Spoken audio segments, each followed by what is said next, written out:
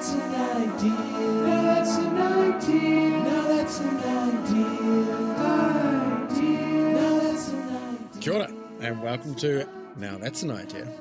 This is the show where we explore good ideas, and I'm your host, Jack Marshall. We're kicking off this season with a bit of a special one because it's voting time here in Tairāwhiti. We've got some candidates who want to get into power, but a lot of them make vague statements like, we're going to keep rates low and I'm going to listen to the people.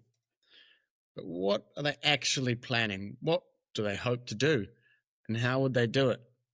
So this is the show where we're going to dive into their idea and they're going to tell us what they want to do and how they're going to do it. So you can get a better idea of their thinking and if they've actually got some good ideas or they might need to think a bit harder. All right, let's interview some candidates. Kia ora and welcome to Now That's an Idea. I'm joined by Mayor Rehette Stoltz. Thank you so much for coming on the show. Hey, thank you for having me. Lovely to catch up. Pleasure. Now, you're running again for mayor. What number are we at? Is it 3, 4? So this will be 3. I was reflecting on that after 3 months after I became the mayor in 2019. COVID joined us. So my first term was mostly COVID and COVID recovery. And then the second time I put my name forward, 3 months after I became the mayor again in 2022, we had 2 cyclones and about 7 extreme weather events just in 2023. So fingers crossed for a normal term where we can actually work together to grow our region, because in the last 2 terms we have been dealing with huge issues and I'm really proud of how we've done it. But I'm also looking forward to a term where I can do some real grunt council work and make our place better. And you never just thought, oh, why is there just so many things going on? Can't we just, take up surfing, give up council, Wouldn't it be so much easier? You know what? I love a good challenge. I have always loved a good challenge, and there are heaps of challenges ahead of us. But with those challenges, there are so many opportunities. And I see us growing as a region. Even through all the adversity we have had, already I have seen us grow. There are things that put us down, and we accept those, but I see a lot of potential, and I am naturally positive and enthusiastic, and I still have a lot of energy for this job. So I look forward to walking with and alongside our people for the next 3 years. Sure. And now, obviously, you're probably one of the most well-known people in Tairāwhiti, but, maybe there's some young viewers out there.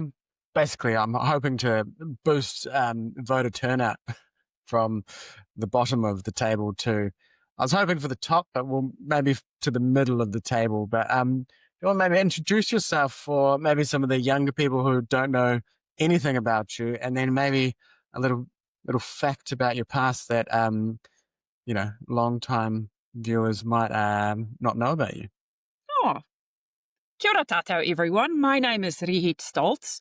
You will pick up from my accent that I might not have been born in Gizzy, but I came here in 2001 on a 4-month OE with my then boyfriend, now husband, and we immediately fell in love with this place.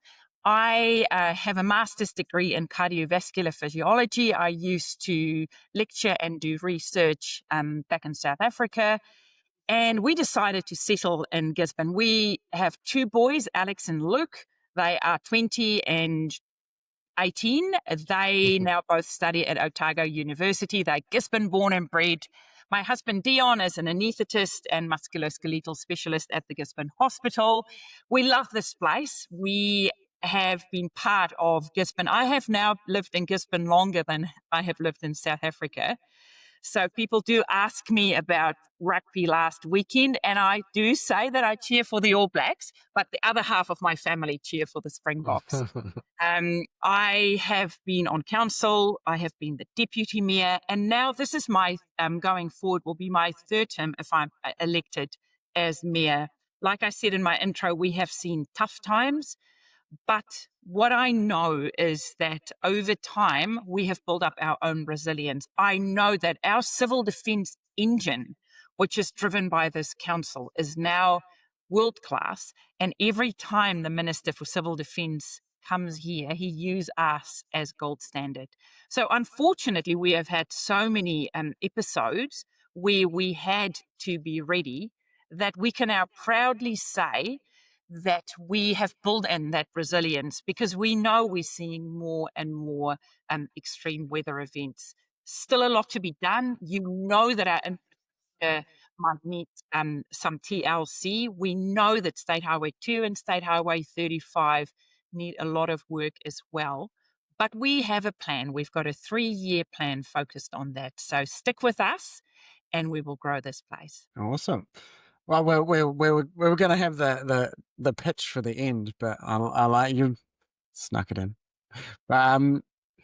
So you've got quite a varied background, as a lot of the candidates do, actually, and I'm fascinated to know about your work in medicine. But I think we'll just jump straight into your kind of big idea, or your one idea that you'd like to champion, because I know there's many things that council is working on and needs to do, but I think thinking about one idea that you're kind of passionate about and that you would work towards, it's kind of a good example for voters and viewers and listeners just to kind of better understand where your head's at and how kind of decision making works for you. Because a lot of time candidates, say these wonderful vague statements that everyone can kind of agree on, but when everyone says the same thing about rates low and this and that, it kind of, everyone becomes the same. So what's your idea or something you'd like to champion if you get into power again? So when I got your email, I immediately knew exactly what I wanted to say. And it's true what you said earlier. There's not one silver bullet, but one area that I'm really, really passionate about and that I will be pushing is investing more money and leveraging more money from government and private industry into water infrastructure systems to supply commercial water to users on the Poverty Bay Flats. And you might think, oh, that sounds a bit weird. I am going to break it down for you if I have a few minutes just to talk about how wide-reaching that is and how we can change our economy by doing that. We have one of the most fertile flats in the Poverty Bay Flats. We know that, especially after Cyclone Gabrielle, that we had water issues. I'm not talking at this stage about the water that we get into our reservoirs that we drink in town. I'm not talking about that. I'm also not talking about the storm water that gets removed from our water systems or the wastewater. What I am talking about is changing the way that the Poverty Bay Flats can become an economic driver. And you might ask, but there's already a lot of great stuff growing there. And there is. But what I am looking for, and what I have spoken to Matua Shane Jones in the last few weeks, is private investment, as well as government investment, as well as council investment into some private storage schemes, which are already happening. And the minister did announce some money for that already. That is also not what I'm talking about. What we need to do, and what council have done in the past, like the Makori Aquifer recharge process, we have done some trials to see how we can get more water to secure water for growers. You would hear that growers often are unhappy about the water allocation, how much it costs, and that there's not enough. It's a first come, first serve process. So if you want to develop on the Poverty Bay Flats now, there is no water allocation to go with you. And that unlocks economic growth. The bank will loan you so much more money to develop. So then you ask, how would it change? How would we measure our success if we start doing this?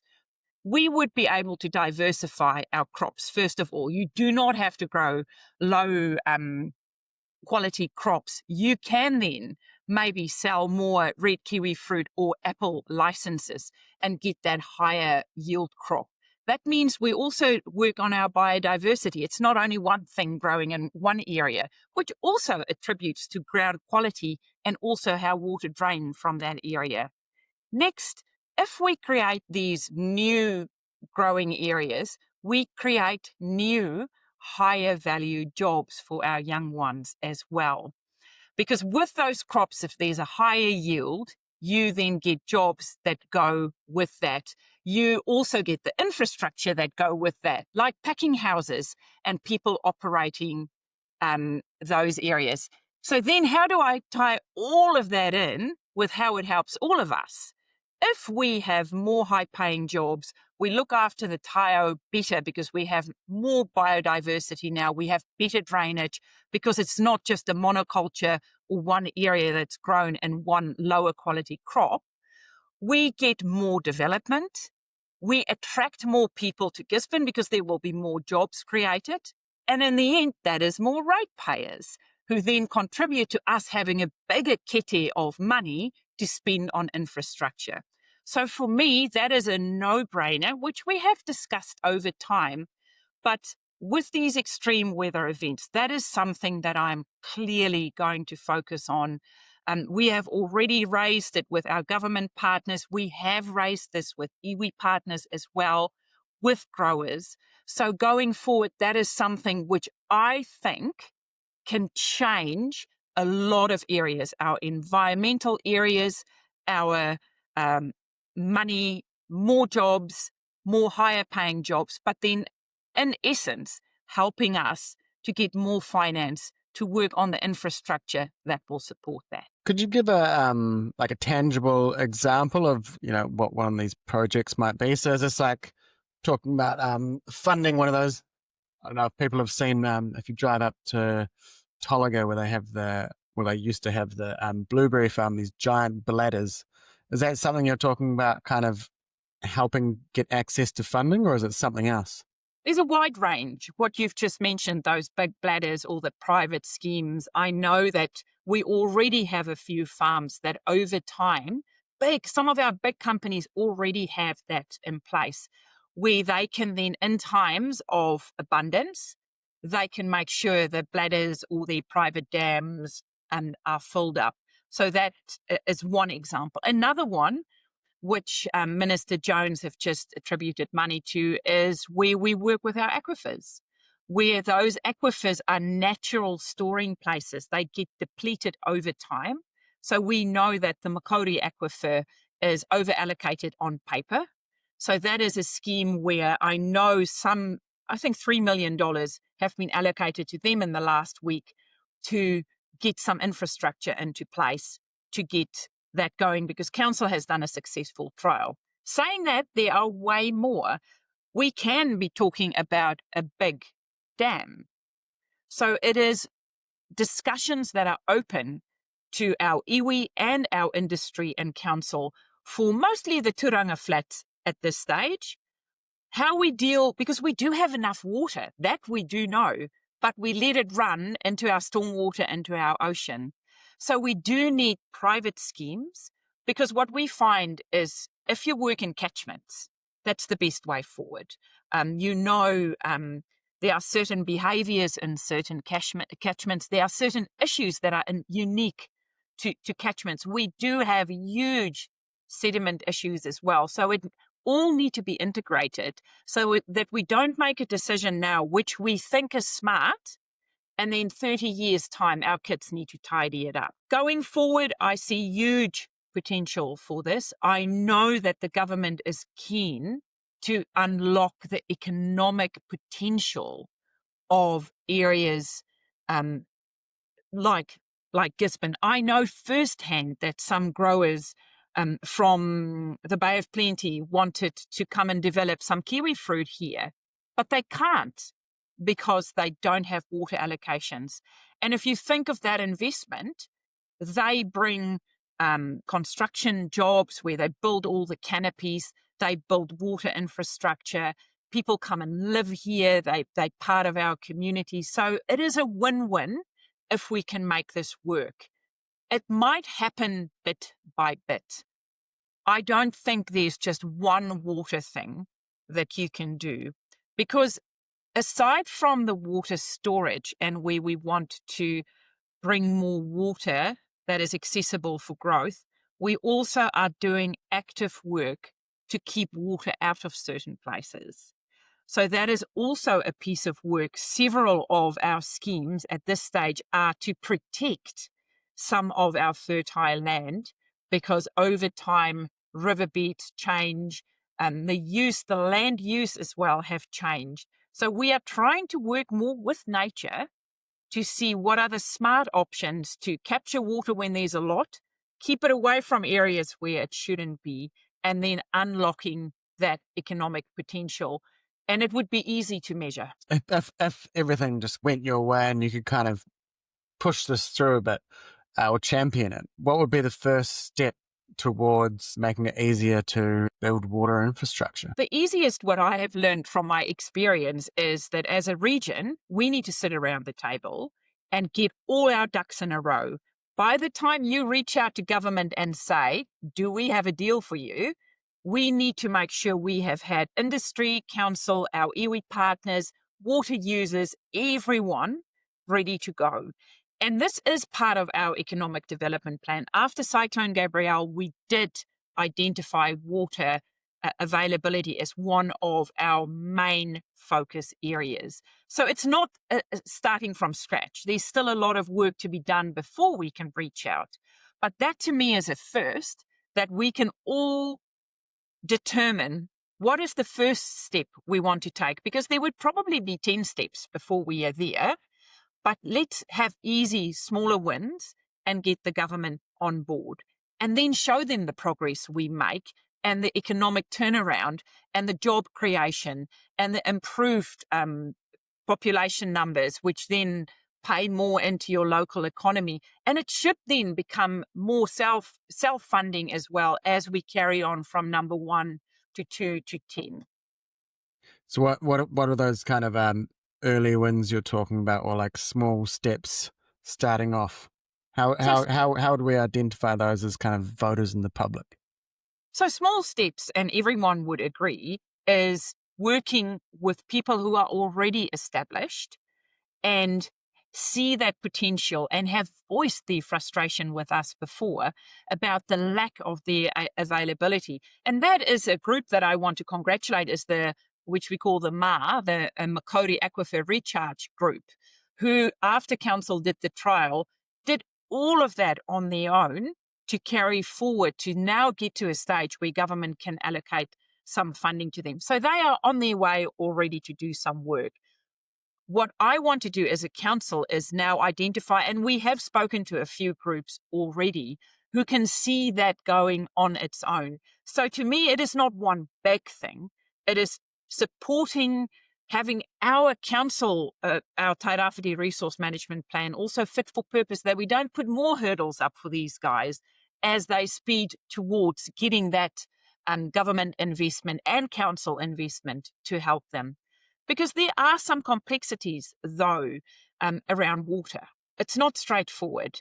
There are issues with the cultural significance of water, and who own water and who charge for water and who own the infrastructure. Those discussions has been ongoing, but I leave that to the private sector to deal with that. At this stage, council is the regulator when it comes to water allocation. So yes, there are already some of those smaller groups happening. We need to tip that scale, that it's easy for them. It's like a recipe that we can give to them that they can follow and then unlock their potential as well. And that's where I see the role of council and myself. I can be that advocate to government, and I have great working relationships. After the cyclone stuff, you do build up personal relationships with government on both sides of the aisle. So I can take that role of keeping on advocating and championing, inviting ministers, showing them what we're doing. But at the end of the day, that's one part of the issue. The other issue is that you do need willing partners in private, because they also invest.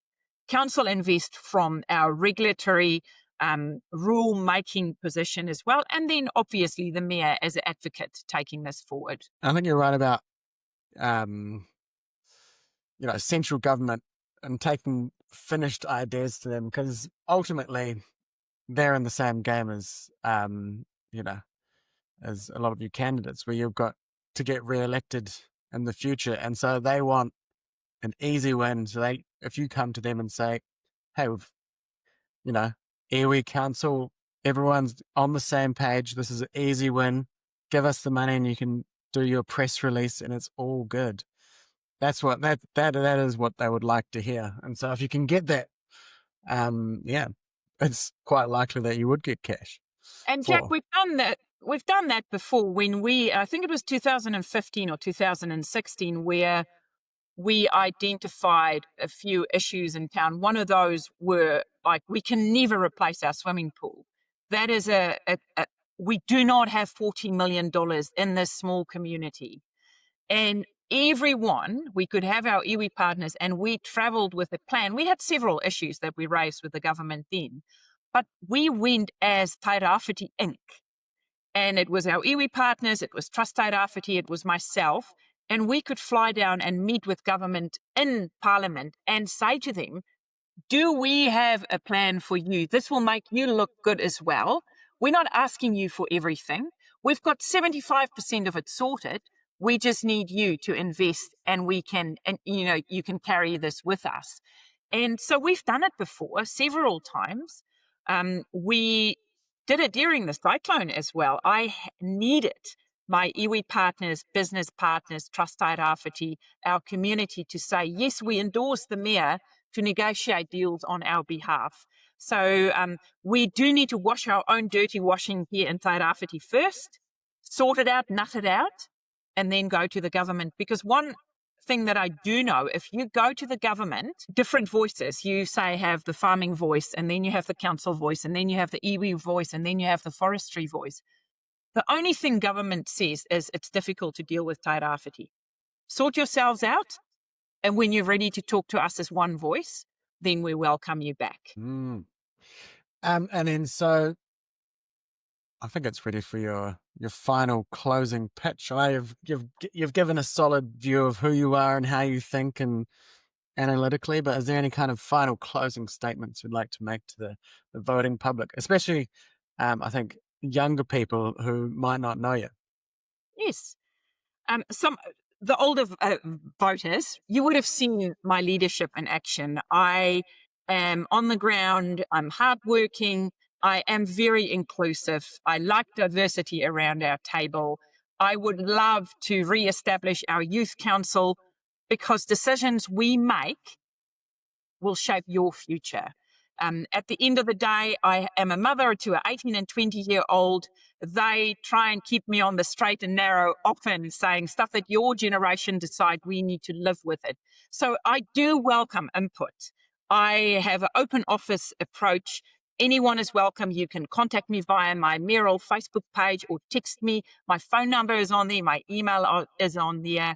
I love this place. I've got the energy and the experience, and I look forward to walking with you as we take our place forward. Kia ora. And then finally, just pop quiz, rapid for you. Favorite fish and chip shop? This can be controversial.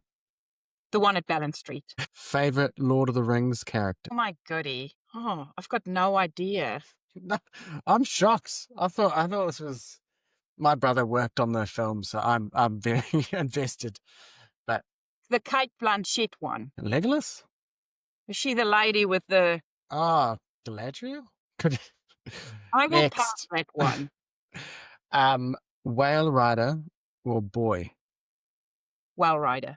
I watched it recently and I cried, because now I know a lot of people, having lived here. You do know that marae, you do know that community intricately now. So I love the Wild Rider. I love the people of Whangarā. Māori wards, yay or nay? Yay. And some people find winter a bit antisocial, a bit tough sometimes. What's your secret to getting through winter in Tairāwhiti? Big puffer coat. There's nothing like a big puffer coat. I'm a mom who used to stand next to the soccer fields all the time. You zip yourself. It's like a sleeping bag. You zip yourself right up to the top. It goes to your knees. You are safe. And final election deciding question. Power pie, yes or no? 100% yes. When I travel up the coast of Radio Ngāti Porou, that's what I have. Super. All right, thanks so much for No worries. Thank you being for on the show. Now that's an idea.